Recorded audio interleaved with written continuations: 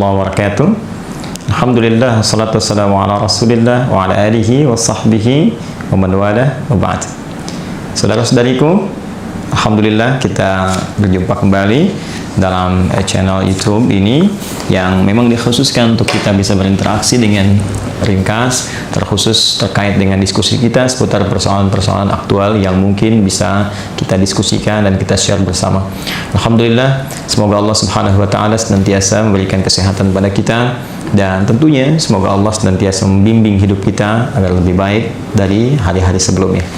Baik, kita akan coba teruskan edisi kali ini untuk melihat apa yang teman-teman tuliskan di laman YouTube kita, yang tentunya saya diberikan informasi oleh teman-teman staff yang kita bisa coba teliti dan mungkin jawab apa yang bisa kita sampaikan. Bismillah. Oh, ini Ustadz, bagaimana cara mengajukan pertanyaan online? Ya, caranya ajukan. Saya sampaikan untuk online ini ada dua media. Yang pertama, Anda bisa masuk ke quantumachyar.com itu ya, yang ada di situ kolom terkait dengan pertanyaan. Anda bisa masukkan ke situ, nanti akan dihimpun oleh adminnya, kurang lebih nanti dijadikan seperti ini. Nah, ini ada ya, nanti dituliskan seperti ini, nanti ada berapa yang masuk, terus kita rapikan, baru kemudian kita diskusikan. Yang bisa saya jawab, yang tak mampu saya jawab, saya tanyakan pada guru-guru, atau mungkin nanti saya referensikan pada guru-guru lain yang mungkin bisa menjawab. Kemudian yang kedua, di sesi tertentu mungkin ada yang seperti ini, teman-teman bisa cantumkan juga di kolom komentar, mungkin khusus untuk pertanyaan, question and answer.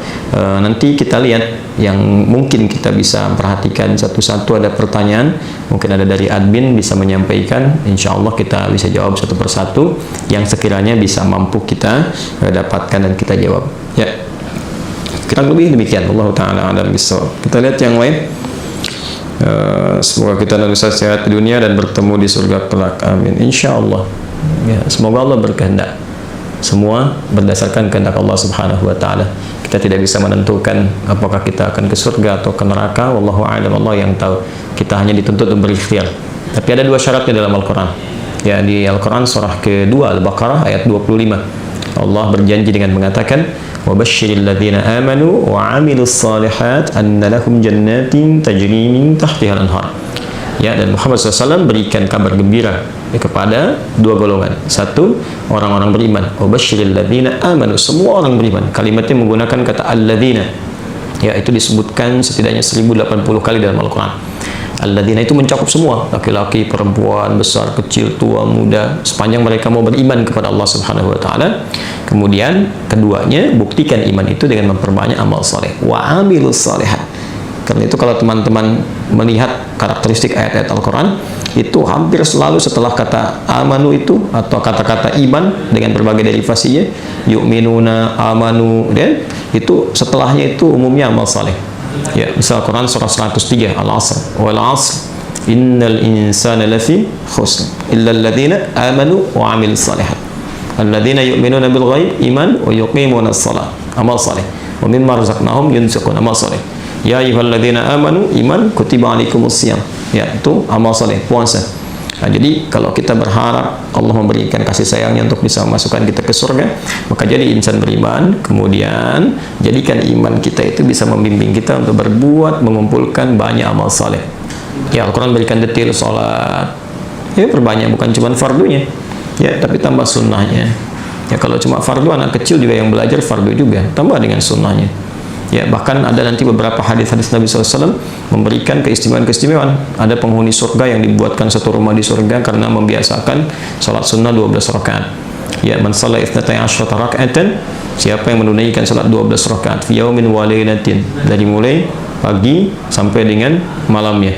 Ya, arba'an qabla dhuhri, 4 rakaat sebelum zuhur, rakataini ba'da, 2 rakaat setelahnya, rakataini ba'dal maghrib, 2 rakaat setelah maghrib, rakataini ba'dal isya, 2 rakaat setelah isya, rakataini qabla subhi, 2 rakaat sebelum subuh. Jumlahnya 12. Sebelum subuh 2 rakaat, sebelum zuhur 4 rakaat, 6, setelah zuhur 2 rakaat, 8, setelah maghrib 2 rakaat, 10, setelah isya 2 rakaat, 12. Bunyalahu bihinna baitun fil jannah. Maka Allah akan bangunkan baginya satu rumah di surga. Masya Allah. Ya. Nah, jadi itu ikhtiar kita, usaha kita, perbanyak amal saleh, puasa tambah puasa sunnah, baca Al-Quran dengan baik. Adapun persoalan ke surga atau tidak, Allah yang tentukan. Karena itu dalam setiap kesempatan kita selalu berdoa, bahkan terkadang kami saling mendoakan. Saya mendoakan orang lain mungkin mendoakan kita juga, dan selalu ditutup dengan kalimat insya Allah, jika Allah berkehendak dengan semua itu. Karena surga diraih dengan rahmat Allah Subhanahu wa Ta'ala, tidak dengan yang lainnya. Untuk mendapatkan rahmat itu kita berikhtiar lewat amal saleh. Ya, Allah Ta'ala a'lam bissawab. Coba kita lihat lagi. Lagi nih. Wah, ini sama dengan yang tadi ya. Ustaz, kalau mau mengajukan pertanyaan lewat online ke channel mana Ustaz tadi sudah kita jawab ya. Baik. Ada lagi yang lain. Bolehkah kita mendoakan yang jelek-jelek kepada orang yang menyakiti kita Ustaz? Dan bolehkah kita bersyukur kepada Allah bila dikabulkan? Terima kasih sebelumnya. Apa yang mau didapat? Ya, kita share satu aja ya. Dalam Al-Quran itu ada ayat di Al-Quran surah ketiga Ali Imran ayat 128 sampai 129. Jadi saya berikan gambaran kisahnya dulu. Nabi SAW di awal masa dakwah itu kedatangan satu utusan ya, dan mengatakan bahwa satu desa itu masyarakatnya masuk Islam. Senang Nabi, lalu minta orang-orang itu untuk dikirimkan dai untuk mengajar. Dikirim oleh Nabi 70 orang, dalam riwayat disebutkan kurang lebih 70 orang penghafal Quran. Ya, ahli Quran, orang-orang yang menguasai agama dengan baik pada masa itu ya, dengan kadar yang mungkin didapatkan pada saat itu. Dikirimkan secara singkat ketika sampai di sebuah distrik namanya Bi'ur Ma'unah.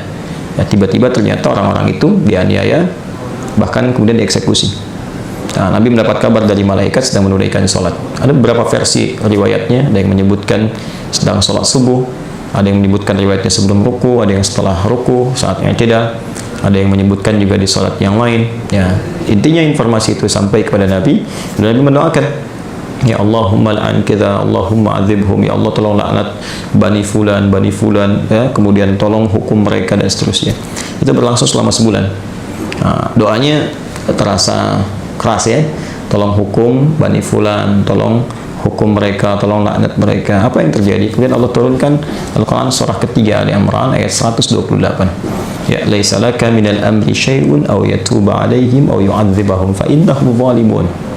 Ya Muhammad SAW, engkau tidak punya hak ya untuk bisa memutuskan seperkara terkait dengan hukuman ataupun memberi petunjuk pada seseorang yang dimaksudkan langsung menanamkan hidayah kepadanya, kecuali itu atas izin Allah Subhanahu wa Ta'ala. Nah, namun yang paling indah, Allah ingin memberikan sebuah arahan seperti ini. Ya, ini sifat maksum Nabi. Jadi ini bagian dari sifat maksum Nabi yang kalau di situ ada sesuatu yang kurang tepat, Allah luruskan. Berhak Nabi meminta. Ya, berhak Nabi meminta. Ya Allah, hukum si fulan, berikan hukuman si fulan, berhak. Tapi Allah berikan satu arahan yang lain dengan hikmah tertentu. Ya, Allah ingin sampaikan bahwa kalau di awal masa dakwah sedang meminta seperti ini, nanti umat itu tidak akan tersisa. Ya, seperti umat-umat yang sebelumnya. Ya, pernah berbuat zalim, kemudian nabinya meminta kepada Allah dihukum, hukum selesai. Tapi Allah ingin berikan sebuah pelajaran bahwa ke depan akan ada ujian lebih besar daripada ini. Maka diberikan sebuah tahapan bersabar, bersabar sampai kesabaran itu kemudian memuncak, sampai kemudian pada tingkat maksimal sehingga bisa mengatasi tantangan yang lebih berat lagi. Ya, karena kalau persoalan wafat, ajal juga sudah tiba, ya, sesuai dengan ajal. Hanya nanti tentunya ada balasan-balasan dari Allah. Ada yang karena tidak tahu, mungkin bisa dengan itu kemudian diberikan petunjuk untuk bertobat. Ada yang sengaja melakukan, Allah kirimkan dengan hukuman, nanti akan turun kemudian hukuman-hukuman berikutnya. Bukan berarti pembuat kesalahan tidak kemudian diproses. Ya, bisa diproses dengan hukum yang berlaku, tapi ada mungkin golongan-golongan tertentu yang tidak tahu dan ikut-ikut di dalamnya. Bagaimana hukum seperti itu? Maka Allah turunkan tadi ayat. Setelah ayat itu turun, maka Nabi merubah doanya. Perhatikan doanya. Allahumma hdini fi man hadait, wa'afini fi man afait, wa tawallani fi man tawallait, wa barik li fi ma atait. Ya. Kalau kita jamakkan, Allahumma hdina fi man hadait, wa'afina fi man afait, wa tawallana fi man tawallait, wa barik lana fi ma atait, wa qina syarra ma qadait. Allahumma hdina fi man hadait, ya Allah, mohon berikan aku hidayah, berikan kami hidayah, dan tempatkan kami di tempat-tempat yang orang mendapat hidayah. Wa'afina fi man afait, sehatkan kami ya Allah, dan tempatkan kami di tempat orang-orang yang sehat. Jadi, kalau Anda kerja di tempat orang sehat, Anda bertetangga dengan orang sehat, orang itu dapat hidayah, di kantor dapat hidayah, jadi baik orangnya. Wa tawallana fi man tawallait, palingkan kami dari apa yang kau tidak sukai. dan tempatkan kami di tempat-tempat orang-orang yang berpaling dari apa yang tidak Engkau sukai. Barik lana fima atait, berikan keberkahan pada kami ya Allah dari setiap pemberian-Mu. Ya indah. Ya waqina syarra ma qadait, dan jauhkan kami dari segala keburukan ya Allah, segala keburukan yang mungkin kami dapatkan dalam kehidupan. Ya, Engkau telah tetapkan ini buruk, berikan kami kemampuan untuk menghindarinya. Jadi berubahlah ke arah doa-doa itu, jadi baik, jadi baik, jadi baik. Itu yang telah kemudian dikenal dengan doa kunut. Ya, berarti permintaan pada segala hal yang bernilai ketaatan kepada Allah yang sifatnya baik-baik.